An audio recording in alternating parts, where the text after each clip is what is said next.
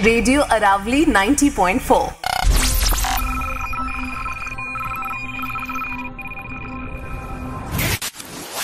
नमस्कार, आप देख रहे हैं radio Aravali official YouTube channel. मैं हूं RJ Shubham, radio Aravali 90.4 megahertz Narnaul से। आज हम बात करने वाले हैं न्यू सोशल मीडिया गाइडलाइंस के बारे में। हमारे यूनियन मिनिस्टर रविशंकर प्रसाद और प्रकाश जावड़ेकर जी ने social media new guidelines share की हैं। सभी को बताया है कि सोशल मीडिया किस तरह से आम जनता को बाहर लेकर आया है। व्यापार करें, पैसा कमाएं, आगे बढ़ें और लोगों को मजबूत बनाएं। सोशल मीडिया बहुत ही बेहतरीन तरीका है एक आम जन के लिए आगे बढ़ने के लिए और पैसा कमाने के लिए। इसी संदेश के साथ उन्होंने ये भी बताया है कि जो नई गाइडलाइंस आई हैं उनका पालन करना भी बहुत आवश्यक है। जिस तरह आज सोशल मीडिया आगे बढ़ रहा है, बच्चे आगे बढ़ रहे हैं, कंटेंट बहुत गलत आ रहा है, फेक न्यूज़ बढ़ रही हैं और फेक न्यूज़ को चेक करने के लिए फैक्ट मशीन भी लगाई जा रही हैं। तो इतना सब कुछ क्रिएट हो चुका है, लेकिन हम अभी भी नहीं समझ पा रहे हैं कि सोशल मीडिया क्यों गलत डायरेक्शन में जा रहा है। तो हर एक क्रिएटिविटी पर, हर एक एक्शन पर, पोस्ट पर सोशल मीडिया को ध्यान रखना होगा। और साथ ही साथ इन्होंने ये भी बताया है कि व्हाट्सएप यूज़र हमारे भारत में 53 करोड़ हैं। इसके अलावा यूट्यूब यूज़र्स हैं 44.8 करोड़, इंस्टा यूज़र्स हैं 21 करोड़, फेसबुक यूज़र हैं 41 करोड़ एंड ट्विटर पर जो हमारे इंडिया के यूज़र्स हैं वो है 1.75 करोड़, जो कि बहुत ही अच्छा स्कोप है। सोशल मीडिया दिन प्रतिदिन बढ़ता जा रहा है, लेकिन हम सभी की जिम्मेदारी है कि हम सोशल मीडिया का सही तरीके से इस्तेमाल करें। अगर किसी भी तरह की कोई भी गलत जानकारी, फेक न्यूज़ हमारे प्लेटफॉर्म के माध्यम से आगे बढ़ती है तो सरकार हमसे सवाल करेगी और हमें जवाब देना होगा। तो आइए सुनते हैं यूनियन मिनिस्टर रविशंकर प्रसाद और प्रकाश जावड़ेकर जी द्वारा दिए गए सोशल मीडिया न्यू गाइडलाइंस के बारे में। मित्र प्रकाश जी, पदाधिकारीगण और सभी आईएनबी सेक्रेटरी और आईटी सेक्रेटरी और पत्रकार मित्रों, आज हम सोशल मीडिया के संबंध में गाइडलाइन और डिजिटल मीडिया और ओटीटी के बारे में कोड ऑफ एथिक्स, इसको लेकर आपसे चर्चा करने के लिए उपस्थित हुए हैं। ये आपको हम बता दें कि जो सोशल मीडिया है, बाकी इंटरमीडियरी है, उसके संबंध में जो हमने गाइडलाइन बनाई है नई, उसको मैं प्रस्तुत करूंगा। और अब डिजिटल मीडिया और ओटीटी के बारे में आईटी एक्ट के अंतर्गत ही हम लोगों ने वो एडमिनिस्ट्रेशन आईएनबी को सौंपा है। तो आईएनबी के द्वारा जो फाइनलाइज किया है, चर्चा करके बाद वो उस रूल के बारे में प्रकाश जी बताएंगे। Let me first lay down the ground rule very clearly. Social media is welcome to do business in India. They have done exceedingly well. They have got good business. They have got good number of users, and they have also empowered ordinary Indians. इसकी हम तारीफ करते हैं।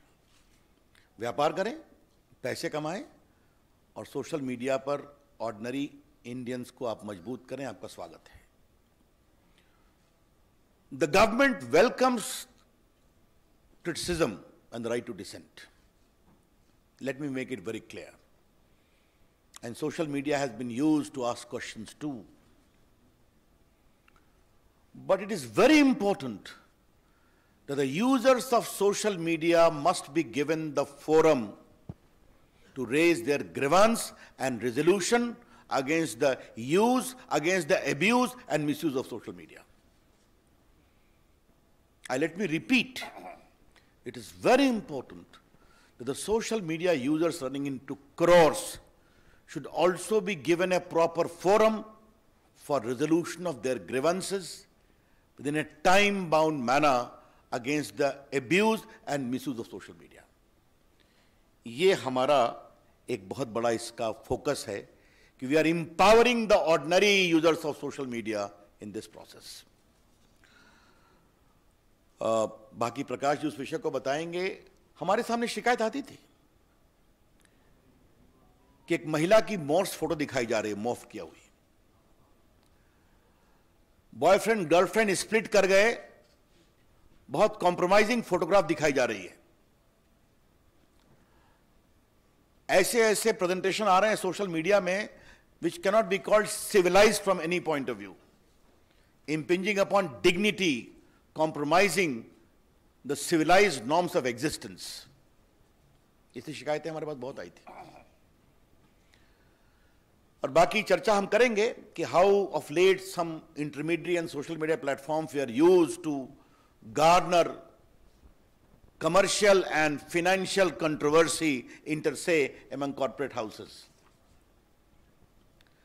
हमारे सामने ये भी शिकायत आई थी कि सोशल मीडिया को आजकल क्रिमिनल, टेररिस्ट, देश में chaos, mayhem, वायलेंस को प्रमोट करने के लिए also from across the border कार्रवाई कर रहे हैं. मैं आपको बताना चाहूंगा the basic essence of this is what? I would say it a soft touch oversight mechanism, where we are insisting upon the platforms to develop the mechanism and have a robust redressal of grievances. और अब जब प्रकाश जी अपनी बात कहेंगे तो वहां भी एक सॉफ्ट टच मैकेनिज्म है where the platforms be the OTT और digital platforms are being emphasised to have a proper mechanism. ये हमारा फोकस है, ये समझना चाहिए. मैं I am wish to share some statistics to you. Bharat में व्हाट्सएप के यूजर्स हैं 53 crore. YouTube users are 44.8 crore. Facebook users are 41 crore. Instagram users are 21 crore. And Twitter users are 1.75 crores. This is a good number. We are very happy about it. Indian users are using these platforms and they are also making good business case. Welcome. But what has happened, as I indicated in the very beginning, concerns are being raised over the years about rampant abuse of these social media platforms. ये आपके court के सामने बात आई है, parliament के सामने बात आई है, सिविल सोसाइटी ने बात उठाई है. और फेक न्यूज का तो ये हाल है कि आजकल मैं टीवी चैनल्स को देखता हूं कि वो भी एक फैक्ट चेक मशीन रखते हैं. जब प्रकाश जी ने यहां फैक्ट चेक शुरू किया तो हमने कहा नई बात है, but now I see many channels are having a fact check machine. Therefore this only confirms the rampant spread of fake news. और बाकी financial fraud, incitement to violence, ये सब चीजें चल रही थी. तो ये हमने देखा कि जो इंडिया में सोशल मीडिया का एवोल्यूशन हुआ है, many became as an intermediary, then became the social media, some became publishers overnight. ये भी अपने आप में एक डेवलपमेंट हुआ है, ये आपको हम बताना चाहते हैं. आज का हमारा rational and justification for new guidelines क्या है, मैं 4-5 पॉइंट आपके सामने रखना चाहता हूं और ये बहुत इंपॉर्टेंट है. आपको एक व्यापक प्रेस रिलीज मिलेगा. Supreme court on 11 December 2018 in the Pranjwala case asked us to frame necessary guidelines to eliminate child pornography, rape, gang rape images, videos and sites in content hosting platform and other applications. Supreme court ने फिर 24 सितंबर 2019 को मेरी ministry को direct किया कि please have a new guideline completed at the earliest. Our secretary mister Ajay Sawhney had filed an affidavit in the court कि will be doing by this year beginning itself. Rajya Sabha में 26/7/2018 को कॉलिंग अटेंशन मोशन हुआ था fake news पर, एबी तो social media पर. And all the members of parliament urged me to take action and there is my assurance on the floor of the house that we will improve the entire guideline. और राज्यसभा की एक ad hoc committee की report है on 3 February 2020 जहां पर pornography on social media, effect on children, hate content on social media, इसको लेकर चिंता प्रकट की गई थी. Therefore, court orders, parliamentary proceedings, I only mention of Supreme Court, there are many orders of the High Courts as well to take action in this. हमारी ministry ने व्यापक कंसल्टेशन किया. We prepared a draft on 24th of December 2018 where we received 171 comments. We put those comments in public domain, and we had 80 counter comments too. Therefore, widespread consultations was done, and also in the case of INB, which will be explained by them. अब हम इसके salient features को आपके सामने रखना चाह देते हैं. बाकी तो रूल्स आपके सामने आएगा, प्रेस स्टेटमेंट भी है. पहला है कि दो कैटेगरी की है. एक है intermediate, which can be a social media intermediary, और दूसरा है significant social media intermediary. Significant social media intermediary पर additional obligation है. There are additional obligations on a significant social media intermediary. We shall notify the users number for a significant social media intermediary very soon. Who will be those? पहला है कि आपको एक grievance redressal mechanism रखना पड़ेगा, and इस grievance officer का नाम भी आपको रखना पड़ेगा. Who shall register the grievance within 24 hours and disposal in 15 days. That is very clear. Second, if there are complaints against the dignity of users, particularly women, that expose their private parts of individuals, or nudity, or in sexual act, impersonation, etc., you will be required to remove that within 24 hours after a complaint is made. This particular provision is designed to respect the dignity of the women of India and anyone else. It's very clear. उसके बाद मैंने बता दिया आपको कि दो प्रकार के सोशल मीडिया होंगे. तो जो सिग्निफिकेंट सोशल मीडिया होगा उनको तीन काम करना पड़ेगा. पहला, you will have to have a chief compliance officer resident in India, responsible for ensuring compliance of the acts and the rules. Second, a nodal contact person resident in India for having 24/7 coordination with the law enforcement agencies. तो पहला हो गया chief compliance officer, दूसरा हो गया nodal contact person, तीसरा है appoint a resident grievance officer who shall perform the grievance redressal mechanism as I indicated. And next is, you must publish a monthly compliance report कि आपके पास कितने complaints आए, आपने उन पर क्या कार्रवाई किया और क्या रिड्रेसल किया. Therefore, just to concretize, we are empowering the ordinary users of social media and other intermediaries. You must have a robust grievance redressal mechanism, instituting the complaint within 24 hours, redressal within 15 days. You must have a chief compliance officer for significant social media. You must have a nodal contact person. You must have a resident grievance officer, all residing in India. And you must give a monthly compliance report. ये बहुत स्पष्ट है.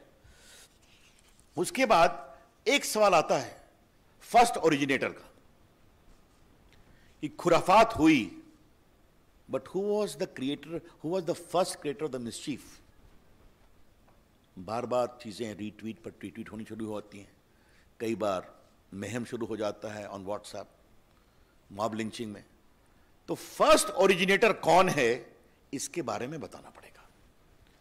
This first originator will not, we don't like to have the content, क्योंकि content तो बाहर आ जाता है, कई लोग ट्वीट रिट्वीट करते हैं.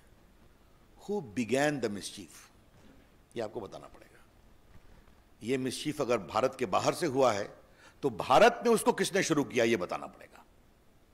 I repeat, the social media platforms upon being asked either by a court order or by the government authority will be required to disclose the first originator of the mischievous tweet or message as the case may be. And this should be only in relation to sovereignty and integrity of India, number one. Number two, security of the state, public order, relations with foreign states, or rape, sexually explicit material, etc., etc. तो आपको ये बताना पड़ेगा कि खुराफात पहले किसने शुरू की, उसको आपको जानकारी देनी पड़ेगी. यस. और ये सब उसी अपराध के बारे में होगा जहां 5 साल से अधिक की सजा है। I explain to you. बाकी उनका एक फिजिकल देश में एड्रेस होगा। इसमें हम एक और प्रावधान कर रहे हैं कि आपको एक वॉलंटरी वेरिफिकेशन ऑफ अकाउंट्स का इंतजाम करना पड़ेगा। Social media, not the government. The social media platform must have a provision for voluntary verification mechanism of the users। क्योंकि आप मोबाइल से करते हैं, बाकी से करते हैं, आपको बताना पड़ेगा। और एक अंतिम बात है कि 2 बातें कहूंगा कि अगर कोई अनलॉफुल इंफॉर्मेशन आपके प्लेटफॉर्म पर है, again if there is a court order or appropriate government or disable access to the content of any social media user, you are required to give him reasons and also hear him। ये हमने एक provision रखा है। मित्रों, ये जो significant social media के लिए जो हमने कानून बनाया है वो 3 महीने में हम लागू करेंगे ताकि वो अपनी मैकेनिज्म को इंप्रूव कर लें। Will be giving a window for 3 months for significant social media and the rest will come into effect from the day the rules are notified. That's all from my side. Over to Prakash। Ravi ji, बहुत धन्यवाद। जैसे आपको पता है कि नई technology का एक अच्छा फल है कि डिजिटल मीडिया न्यूज़ पोर्ट्स भी बन गए, न्यूज़ पोर्टल्स बन गए। वैसे ही OTT प्लेटफॉर्म आ गया। लेकिन एक फर्क रहा कि जो आप लोग बैठे हैं प्रिंटिंग प्रेस से जो आते हैं, उनको प्रेस काउंसिल का कोड फॉलो करना पड़ता है। लेकिन ऐसा डिजिटल मीडिया पोर्टल को कोई बंधन नहीं है। यहां टीवी के लोग हैं, उनको केबल नेटवर्क एक्ट में जो प्रोग्राम कोड है वो उनको फॉलो करना पड़ता है। लेकिन OTT प्लेटफॉर्म्स को ऐसा कोई नियम नहीं है और इसलिए सरकार ने यह समझा कि एक लेवल प्लेइंग फील्ड होना चाहिए। All media platforms must have the same justice system और इसलिए डिजिटल हो, प्रिंटिंग हो, टीवी हो, OTT हो, कुछ नियमों का पालन करना पड़ेगा, कुछ प्रोसेस सेट करना पड़ेगा। और लोगों की मांग भी बहुत थी। लोगों की मांग, रोज सैकड़ों पत्र मंत्रालय में आते हैं। इस बार इस सेशन में OTT प्लेटफॉर्म पर 50 प्रश्न पूछे गए, दोनों सदन में मिलकर 50 क्वेश्चंस। देश भर में इस विषय की कितनी चर्चा है इसका ये उदाहरण है। और उसके बाद हमने OTT प्लेटफॉर्म्स के साथ दिल्ली, चेन्नई और मुंबई में उन उद्योगों के सभी लोगों को बुला के विस्तृत चर्चा की। मैंने खुद दिल्ली में 2 मीटिंगें बुलाई और पहले मीटिंग में मैंने OTT प्लेटफॉर्म को कहा कि आप सेल्फ रेगुलेशन बनाओ जैसा टीवी वालों ने बनाया है, लेकिन नहीं हुआ दुर्भाग्य से। फिर मैंने एक बार फिर मीटिंग बुलाई और कहा कि 100 दिन में बनाओ, लेकिन वो भी नहीं बना। बाद में कुछ नोट बनी थी जिसमें कोई सेल्फ रेगुलेशन, बाहर का कोई आदमी भी नहीं था। और इसलिए हमने तय किया कि एक इंस्टीट्यूशनल मैकेनिज्म सभी मीडिया के लिए होना चाहिए, क्योंकि मीडिया की आजादी लोकतंत्र का आत्मा है। Both we have fought for maintaining press freedom and have gone to jail during emergency. But let me also tell you that every freedom has to be responsible freedom. और उसके लिए we have decided to have 3-tier mechanism for OTT platforms. First, for OTT and digital news media, both will have to disclose their details from where they publish, how they publish, how much is this spread, anything. So that disclosure will come. That is first, information. We are not mandating a registration. We are seeking information. Then second is, there has to be grievance redressal system, as Raviji has said. Their grievance redressal system, in the same manner, it will work in OTT platforms and digital portals also. They will have to have their own portal for grievance redressal.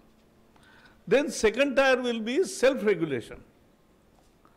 On OTT platforms, they will have to have a self-regulation, a body headed by a retired Supreme Court or High Court judge, or otherwise very eminent person in this category. So this is what we are entailing. So there, any grievances, there has to be a place for making grievance. उसकी सुनवाई होनी चाहिए और उसके सुनवाई पर कोई judgement आना चाहिए. और जैसे हम टीवी पे देखते हैं कि टीवी पर स्क्रॉल आता है, माफी मांगते हैं, कुछ दंड भी होता है, तो ये खुद करते हैं, सरकार नहीं करती. तो वैसा ही हम करना चाहते हैं कि ये होना चाहिए. और तीसरा, एक सरकार है तो सार्वभौम सरकार होती है, सॉवरेन सरकार होती है, तो एक ओवरसाइट मैकेनिज्म भी होगी, जहां एकदम तुरंत फैसले कभी करने पड़ते हैं, कोई बहुत बड़ा पेंच तैयार हुआ तो ये ओवरसाइट मैकेनिज्म रहेगा. और ओटीटी प्लेटफॉर्म में एक और है कि अभी सेंसर बोर्ड होता है फिल्म वालों को, लेकिन ओटीटी को सेंसर बोर्ड नहीं है. तो हमने कहा है self classification of age related issues to be solved, and उसका एक प्रोसेस हो कि 13 से ऊपर, 13+, 16+ and A category, there has to be a mechanism of parental lock and ensuring compliance that children don't see that. But बाकी you सिनी में जो है वैसे वहां भी यू क्लासिफिकेशन सेल्फ क्लासिफिकेशन है, लेकिन उसके लिए भी जो कोड सेंसर बोर्ड का है, जो एक एथिक्स कोड है, वो सबको कॉमन रहेगा. और इसलिए वो रहेगा. लास्ट में मैं इतना ही कहूंगा कि जो डिजिटल मीडिया पोर्टल्स है, उनको भी अफवाह फैलाने का, झूठ फैलाने का यह अधिकार नहीं है, किसी को भी नहीं है. As I said, media freedom is absolute, but with reasonable restrictions, and that is the self restrictions of responsible, that is called responsible freedom. and उस फ्रीडम के दायरे में ये दोनों, और ये कानून एक ही है, आईटी का जो एमआईटी का कानून है, उसी के अंदर जो बिजनेस रूल बदले मोदी जी ने, और ये जो कंटेंट वाला मुद्दा है खासकर मीडिया का और ओटीटी और डिजिटल मीडिया, इसका आईएनबी एडमिनिस्टर करेगी. बाकी जो इंटरमीडिएट प्लेटफॉर्म्स है उस पर का संज्ञान आईटी मिनिस्ट्री पहले जैसे कर रही है वैसे ही करेगी. बस मुझे भी इतना ही कहना है. धन्यवाद सर. एक minute, before we take your questions friends, सिर्फ 2 बातें मुझे ऐड करनी है. जो प्रकाश जी ने कहा, सुप्रीम कोर्ट का फैसला है कि internet is not a fundamental right by itself, but the fundamental right of freedom of speech and expression under 19(1) can use internet to exercise that right. तो if it is a fundamental right under 19(1), it is subject to 19(2) of the Constitution, which is reasonable restrictions can be imposed in pursuit of safety, security, sovereignty of India, public order, etc., etc. एक बात मैं ये कहना चाहूँगा. और दूसरी बात हम कहेंगे, सभी सोशल मीडिया का स्वागत है, लेकिन बड़े आदर से कहूँगा, there should not be double standards. If an attack is there on Capitol Hill in Congress, then social media support the police action. But there is an aggressive attack on Lal Killa the symbol of India's freedom, where our Prime Minister hoists the national flag, you have double standard. This is plainly unacceptable. धन्यवाद sir. Friends, जैसे आपको बताया कि detailed press release जो है PIB की तरफ से जारी होगी। However we will take some questions. First I take 39। Prakash ji, Ravi ji, ये सवाल इस चीज से जुड़ा हुआ है, आपके ही विषय से जुड़ा हुआ है। हाल ही में ऑस्ट्रेलिया में न्यूज मीडिया बार्गेन कोड लागू किया है और दुनिया के कई देशों में भी इस तरीके की प्रक्रिया शुरू हो रही है। तो क्या भारत में भी इस तरीके की चीज पे विचार हो रहा है कि जो सोशल मीडिया इंटरमीडियरीज हैं या जो प्लेटफॉर्म्स हैं, वो कंटेंट क्रिएटर और कंटेंट एग्रीगेटर के बीच में एक बैलेंस बना रहे? ऐसा है, जो ऑस्ट्रेलिया का मुद्दा है वो इससे अलग है थोड़ा। वो मीडिया की न्यूज़ जो छापते हैं उनको कुछ पेमेंट मिले न मिले, ये भी एक मुद्दा है। लेकिन मैं इतना ही कहूँगा कि दुनिया के सिंगापुर, ऑस्ट्रेलिया, यूरोपियन कमीशन या बाकी अन्य देशों में भी इस विषय में क्या क्या हो रहा है इसका हम जानकारी भी रखते हैं और उसकी राय जब प्रकट करना होगा तो करेंगे। 53। सर, मैं मुकेश कौशिक हूँ, दैनिक भास्कर से। मेरा सवाल रविशंकर जी से है। आप रविशंकर जी पर्सनली भी बहुत इस बात के वोटरी रहे हैं कि सोशल मीडिया पर जो अकाउंट खुलें वो फेक ना खुलें, नामी ना हों, और इसलिए उनकी कोई ऑर्गेनिक लिंक होनी चाहिए। हम इस दिशा में क्या कर रहे हैं कि वो अगर कोई अकाउंट खोले तो वो अपने मोबाइल नंबर उस पर डिस्क्लोज करे, एक OTP आए, उसके बाद ही कोई अकाउंट खुल पाए। इससे हम लोग एक वेरिफिकेशन हो जाएगा उसका। देखिए, जैसा मैंने आरंभ में बताया था, इस नए गाइडलाइन का पर्पस क्या है? सोशल मीडिया खुद ये काम करें और उनके यूजर से करवाएं। हम सरकार का हस्तक्षेप कम से कम चाहते हैं, इसीलिए एक voluntary mechanism social media platform create करें और उनके रजिस्ट्रेशन कराएं। उनका मोबाइल तो उनके पास ही है, सिम कार्ड है, आधार कार्ड है, क्या करना है उनको तय करना है। लेकिन हम जरूर चाहते हैं, अपेक्षा होगी कि ये वेरिफिकेशन ज़रूरी है, वरना वो भारत से ट्वीट हो रहा है, रिट्वीट हो रहा है, विदेश से हो रहा है, पाकिस्तान से हो रहा है, कहीं ना कहीं तो इसके बारे में एक मैकेनिज्म होना चाहिए। 13। सर, मेरा सवाल एक प्रसाद सर से और एक जावड़ेकर सर से, दोनों से है। सर, सोशल मीडिया कंपनीज कहती हैं कि ओरिजिनेटर आइडेंटिफाई करने के लिए उन्हें end to end encryption break करना पड़ेगा, तो उसके ऊपर आपका क्या कहना है? वो कह रहे हैं कि प्रिवेसी जो है वो लोगों की वायलेट होगी। एंड जावड़ेकर सर से क्वेश्चन बेसिकली ये है कि सर, जो ऑनलाइन न्यूज़ मीडिया कंपनीज हैं उनका मानना है कि, और आपके एक्ट के हिसाब से, रूल्स के हिसाब से ऐसा लग रहा है कि वो 69A के अंडर आएंगे, IT एक्ट के, तो उसके अंडर लाने का उसको क्यों परव्यू किया गया है? ब्लॉकिंग एक्सेस क्यों दिया जा रहा है सर? पिछले कुछ दिनों में इस रेगुलेशन के बारे में अलग अलग खबरें आई है। जब आप रूल्स देखोगे और प्रेस रिलीज देखोगे तो बहुत सारे गलत निकलेंगे। As far as your question is concerned, let me make it very clear. When you are talking about first originator, we are not asking them to disclose the content. Simple question, ये खुराफात किसने शुरू की? Who began this mischief? That's that. That's all. And it will be only in relation to issues where punishment is for more than 5 years, including security, sovereignty, integrity of India, rape, etc., all these things. Therefore, there is a proper safeguard. 33। लेकिन वही सवाल था रवि जी और प्रकाश जी दोनों से कि अगर आपने रेगुलेशन बनाया है, उसका 1 बार 2 बार 3 बार अगर रेगुलर वायलेशन होता है तो उसको सुधारने के लिए या फिर दंड का अलग अलग दोनों फील्ड में क्या प्रावधान होंगे, स्पेसिफिक दोनों फील्ड के लिए? देखिए, मैं आपको बता देना चाहता हूं, आज के दिन भारत में फिर रिपीट करूंगा, सोशल मीडिया इंटरमीडियरी इन सबों का देश में स्वागत है। भारत के लोकतंत्र में आपने देश के लोकतंत्र को मजबूत किया है, आम आदमी को आवाज दी है, तो कृपया करके जिम्मेवारी के साथ उसका अनुसरण करें, ये मेरी विनम्र प्रार्थना है। और अगर इतने क्लियर गाइडलाइन जहां दायित्व उनका है, अगर उसका वो अनुपालन नहीं करेंगे तो जो भी कानून में प्रावधान है IT एक्ट में बाकी है वो देखा जाएगा। I want to repeat in very right earnest that we appreciate the proliferation of social media in India.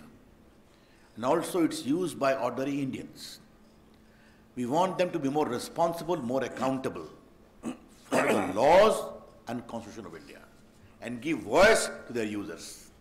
I hope they will appreciate. If they don't, then whatever the provisions are there in the law will take its course. 82. नहीं, उनका एक प्रश्न OTT पे क्या होगा self regulation में। तो जैसे आज टीवी का सेल्फ रेगुलेशन है और किसी की भी शिकायत है तो सुनवाई होती है, जज करते हैं और जजमेंट भी देते हैं कि जिसमें सजा यानी फाइन भी होता है, स्क्रॉल भी चलाना पड़ता है या अन्य भी प्रकार है। तो ऐसे ही मैकेनिज्म उसी तरीके से ये OTT प्लेटफॉर्म्स को तैयार करना पड़ेगा। So this is Aditi from Times Now. I have a question for Mr. Ravi Shankar Prasad. So we're given to understand that even the news pages and the news handles are going to be included in the new guidelines. So my question was, how exactly is the news content also going to be regulated, and what are the details of the special guidelines for the news publishers? I think Prakash, you have asked this question to the wrong person, but let me tell you, Prakash ji has already said very specifically, we are only removing the double standards. What is being followed in the print, you follow here as well. That's all. Print media को press council का code follow करना पड़ता है, वही code है। और उनके संबंध में किसी को शिकायत करनी है तो प्रेस काउंसिल के सामने शिकायत कर सकते हैं, उसकी सुनवाई होती है, दोनों पक्ष सुने जाते हैं और फिर प्रेस काउंसिल भी दंडक करता है न्यूज़पेपर्स को, तो वही तरीका रहेगा। 20. सर ये आइडेंटिफाई करने की प्रोसेस क्या होगी, कौन सा डिसीजन मेकिंग अथॉरिटी कौन होगा, कि आईटी का सेक्रेटरीज का पैनल होगा जो इसको आइडेंटिफाई करेगा कंटेंट को, या फिर कंप्लेंट किसी की भी हो सकती है, मेरी भी हो सकती है, या यहाँ बैठे किसी की भी हो सकती है? पहली बात बता दूं कि जो वेरिफिकेशन आपने बताया, तो सोशल मीडिया आराम से सिम कार्ड से मोबाइल नंबर से वेरीफाई कर सकते हैं, उसमें तो कोई दिक्कत नहीं है। मैंने बताया कि चाहे वो प्रकाश जी का विभाग हो या मेरा विभाग हो, पहला ग्रीवांस रिड्रेसल आपको करना है, मैकेनिज्म बनाना है, और सोशल मीडिया को 2-3 काम और करना है जो सिग्निफिकेंट है।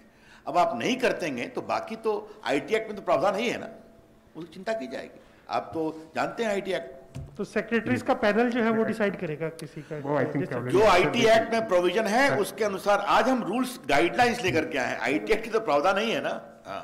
37.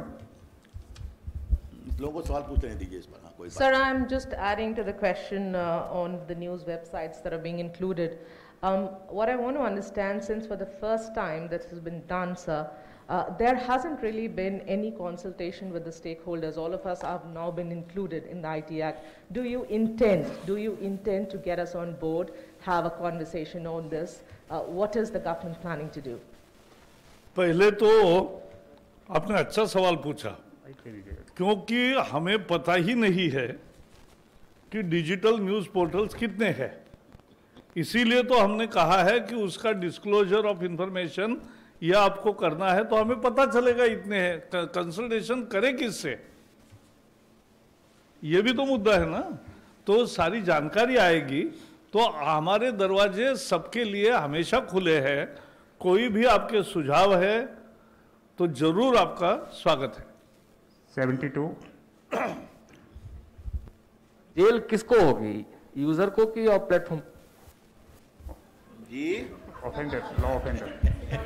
चलिए आगे let's go. Yes, who is next? 17. Quick, fast. Sir, मैं नवनीत मिश्रा हूँ न्यूज एजेंसी आईएनएस से। एक रेवेन्यू शेयरिंग को लेकर के बार बार सवाल खड़े होते हैं। फेसबुक और ट्विटर करीब 11,000 करोड़ सालाना का इनकी कमाई होती है भारत में, तो इसको लेकर के सरकार की क्या नीति है? क्योंकि ये कहा जाता है कि वो अपनी कमाई सही से वो शेयर नहीं करते। देखिए, आज का विषय social lines OTT digital platform guideline के बारे में है, तो अगर आप इसी पर सवाल केंद्रित करेंगे तो कृपा होगी। बाकी कौन अपना रेवेन्यू कितना शेयर करे, कैसे करे, इसको लेकर दुनिया में बहुत बहस चल रही है, कई जगह उस पर गाइडलाइन बने हैं, वो एक बड़े डिबेट का विषय है। 129. Sir, I'm Surabhi from the Economic Times. Just want to understand, sir, that will there be another round of consultation on all these guidelines? Because you've not notified it, so how long will it take to notify these guidelines? And like my colleague asked, that none of the news publications have been given an opportunity to actually, comment or consult on these guidelines. So will there be a formal process of consultation which will be done to call all the news publications and get their comments on this code? Your question is to whom? Prakash sir, and also to you sir, in terms of when we will notify the final guidelines. मैंने जैसे बताया OTT platforms 40 entities known है, उनके साथ 3 बार consultation Delhi, Chennai, Mumbai में हुआ। 2 बार मैंने दिल्ली में सबको बुलाकर मीटिंग की। जो आज मैं गाइडलाइन ले आया हूं उसका ही उन्हीं को करे खुद, यह हमने आग्रह किया। दुर्भाग्य से 6 महीने में नहीं हुआ और इसलिए अब गाइडलाइन आई है। और कंसल्टेशन कहोगे तो जैसे रवि जी ने कहा, उनका तो गाइडलाइंस वेबसाइट पर रखे ही थे ओपन, और उस पे 177 कमेंट्स भी आए और कोई काउंटर कमेंट भी आए। तो ये कहना कि कंसल्टेशन हुआ ही नहीं, सिर्फ डिजिटल न्यूज पोर्टल का मुद्दा ऐसा है, कौन है और कैसे कौन कौन है ये किसी को पता ही नहीं है। अब जब डिस्क्लोजर होगा और वो जानकारी सब आएगी, तब आपके हमारे दरवाजे आपके लिए खुले हैं। 154. Just a minute. I would like to add one thing to what Prakash ji said very significantly. When we sit in the government, we have to take into account the concerns of all the stakeholders. That is what Narendra Modi's accountable government is about. Should we keep quiet when a mother starts complaining to us that my daughter is being exposed like this? Should we keep quiet when a small business entrepreneur is sought to be swamped by big business houses based upon falsehood? My department is full of these complaints. So is Prakashji's. Therefore, we have said, no, we will have this mechanism, but you will have to enforce it. We will have a soft touch. That is what this is about. Wait कर लीजिए ना, जैसी होगा आपको मालूम हो जाएगा, जल्दी ही करेंगे। So my name is Swati Mathur. I'm from the Times of India. My question is to Mr. Prakash Javadekar. Sir, I'm here. Yeah. Sir, you referred to the Film Censor Board and you also talked about age-related classification for OTT content. Now, what I want to understand is that you've said that there should be parental locks. Isn't it incumbent on the consumers watching that content to, impose whatever? Here you seem to be, penalizing the OTT digital platforms for not providing, मैंने जो कहा फिर से कहता हूं, फिल्मों के लिए सेंसर बोर्ड है, टीवी के लिए प्रोग्राम कोड है, ओटीटी के लिए कुछ भी नहीं है। तो प्रोग्राम कोड आएगा जो टीवी वालों को है, सीरियल्स वगैरह सब चलते हैं, और सिनेमा के लिए हम अभी सेंसर बोर्ड उसमें नहीं ला रहे। हम उन पर विश्वास रख के आप क्लासिफाई करो कि 13, 16 प्लस एंड ए फिल्म्स कौन से, और घर में भी देखा जाता है तो घर में बच्चे ये नहीं देखेंगे, इसकी एक सुचारू व्यवस्था वो प्लेटफॉर्म की भी जिम्मेवारी है और घर वालों की भी है। Number 10. So how would you categorize, what would be the criteria for significant social media intermediaries? I think, sir, initially in your comments, you also said that significant social media intermediaries will be given 3 months to comply with this. Is there any timeline for OTT as well, sir? Mr. Javadekar, this is a question to both, sir. The first question is significant social media and non-significant social media would be classified based upon the number of users. Very soon, we are going to notify it. It will be a significant number, maybe 50 lakh or above or something like that. That we are working out, but very soon we are going to notify that. And once significant social media reach is notified, they will be given a 3 months time because they have to have additional obligation. Chief Compliance Officer, Nodal Officer, Grievance Redressal Officers. For others, it will kick in immediately. 47. Venkatraman, vanakkam. Yes, vanakkam. And Sir, question about the subject, not sir, about Tamil Nadu election. Yeah, I'm related to Tamil Nadu only. I'm going to ask you, what message you want to give it to the people of Tamil Nadu? I think. But so far, whatever you said in Hindi, you are addressing the only North Indian media. No. But you're not bothered about taking into consideration Tamil Nadu. Because Ravi Shankar ji had a stake in Tamil Nadu. He was responding in English. I will respond. I think just I will respond to you in English. See, the advancement of technology has brought on the fore very useful mechanisms, and like OTT platforms and the digital news portals. But there were any mechanism, institutional mechanism to guide to the people also, because for films there is censor board, which we are not repeating here in OTT, but there is self-regulation mechanism in TV with program code to be followed.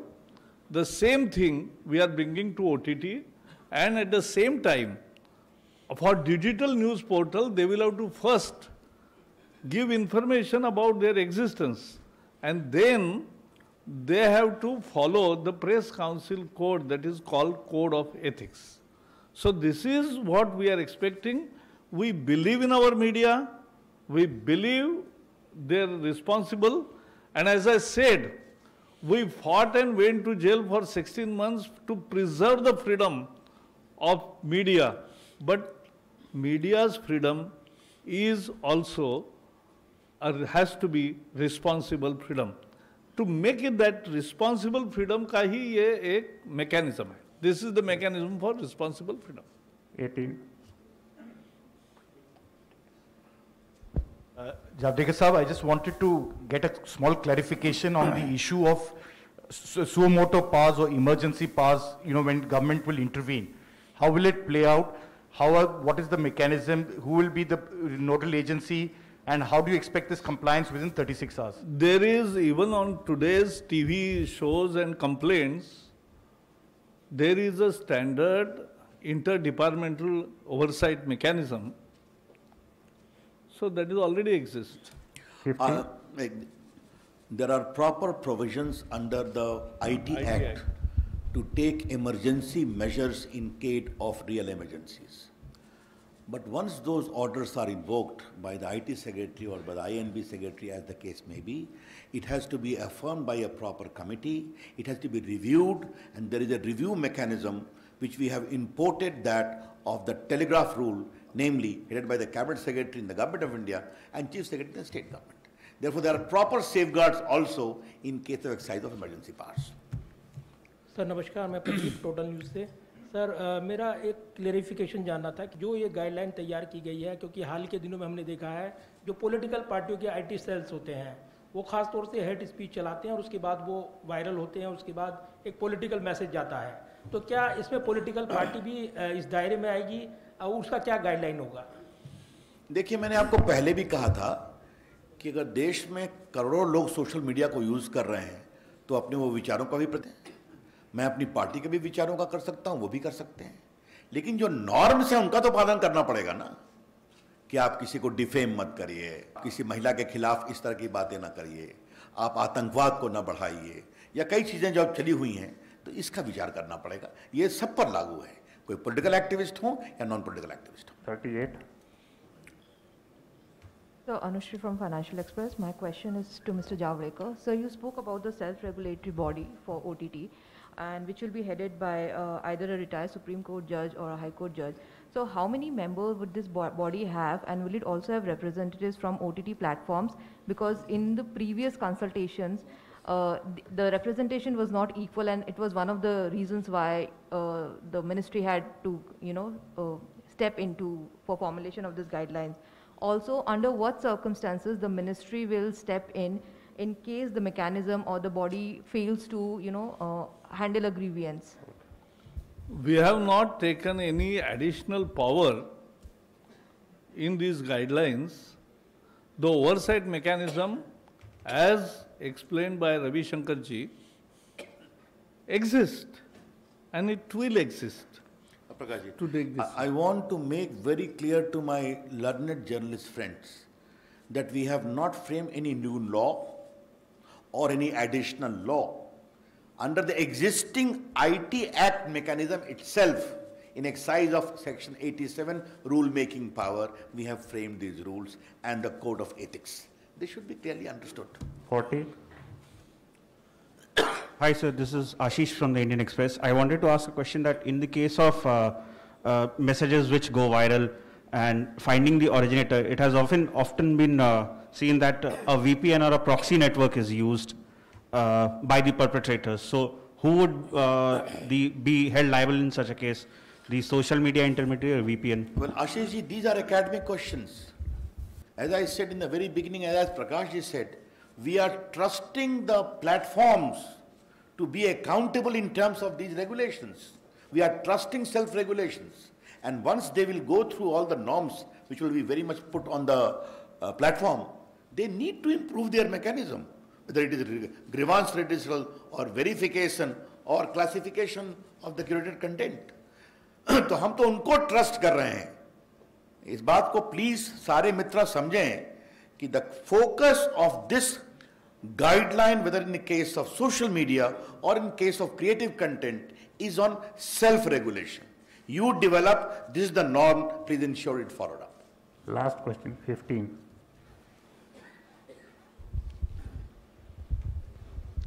Sir, you spoke about press council norms for websites, sir. Sir, there has been a long demand to increase the ambit of the press council. As a follow-up, is there a plan to do so? Secondly, sir, I also wanted to ask that internet is a global entity. You may set the norms for Indian websites. Have you thought of kind of the same kind of norms could be floated by websites based abroad? So is there any thinking on that? See, it's a different topic whether the Press Council Act will be expanded or given teeth. It's a continuous discussion. Let's see what happens. जहाँ तक आपका सवाल है, I do acknowledge, internet is a fine creation of human mind.